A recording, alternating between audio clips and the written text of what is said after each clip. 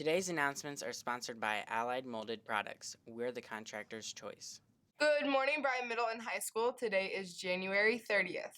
The Bryan swim and dive team swept the Bobcats of BG last night. The girls won 107-72, and the boys won 114-60. The athletes of the meet were Elli, Hageman, and Emilio. The boys and girls bowling teams capped off their regular season last night in Swanton. The boys fell for the first time all season, while the girls came out on top. Both teams finished the season at 14-1. Tycen, Ogden, and Dani, Hickey each bowled a 421 series and a 234 for the game high. The teams also traveled to Columbus over the weekend to compete in the Panther Challenge. In this Baker Marathon, the boys finished in 7th place and the girls finished in 2nd. Congrats, everyone. The girls basketball team traveled to Sylvania last night to take on the Southview Cougars. Southview defeated the Bears 53-42. Allye Minor scored 17 points in the loss. Let's make it a great day, Bryan Middle High School. Go Bears or go home!